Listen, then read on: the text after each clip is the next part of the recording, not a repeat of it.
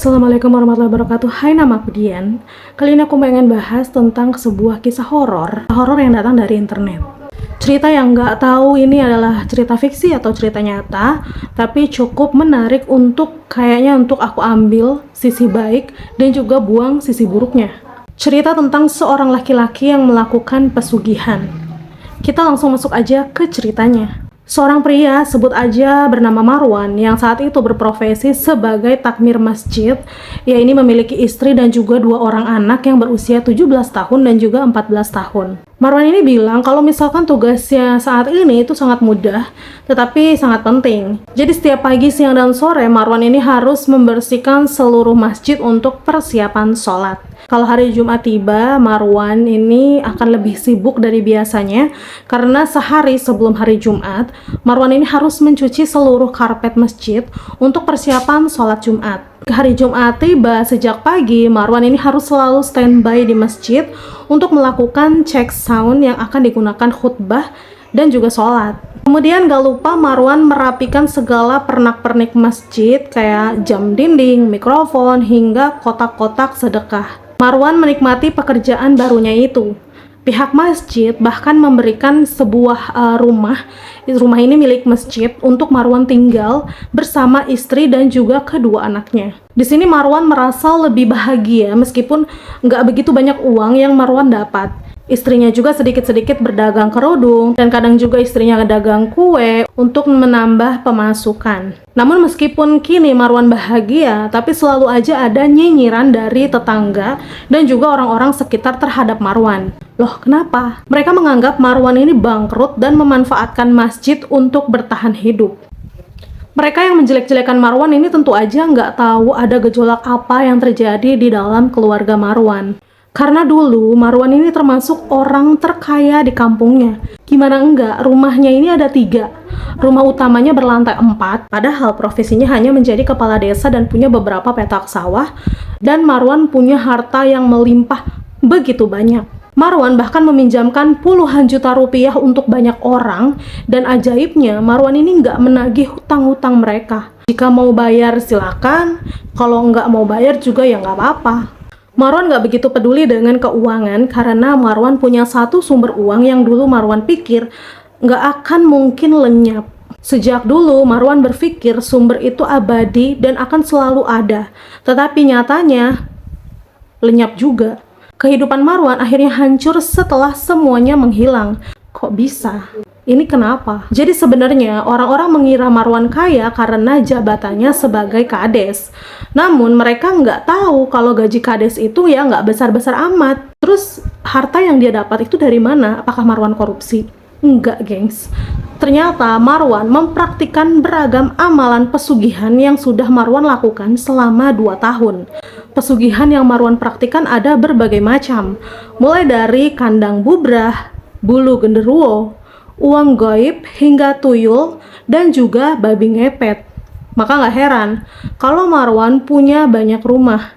Jadi gengs, setiap pesugihan punya ruangan khusus untuk melakukan ritual. Dan kerjaan Marwan setiap waktu adalah melakukan ritual dan ritual. Urusan desa itu udah ada yang mengurus. Marwan membayar tenaga profesional untuk melancarkan pekerjaannya.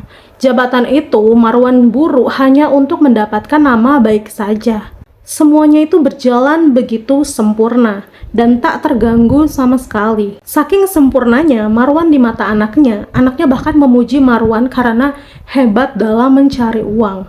Istri dan anaknya nggak tahu perihal apa yang Marwan lakukan. Hingga suatu malam petaka tiba. Iya, petaka, semuanya itu runtuh seketika.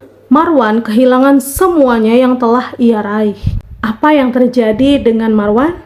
Pada suatu malam, anak Marwan, kita sebut aja namanya Adam, ini berusia 14 tahun, berarti anak kedua ya. Ia mengalami kesurupan secara tiba-tiba. Ketika itu mereka ini sedang bersantai di ruang tengah Dan Adam tiba-tiba mencekik lehernya dan berlari keluar sambil teriak-teriak dengan nada yang amat berat. Sadar kalau ini tuh nggak beres, Marwan dengan gercep ini langsung ngejar Adam keluar, tapi ia ini udah menghilang.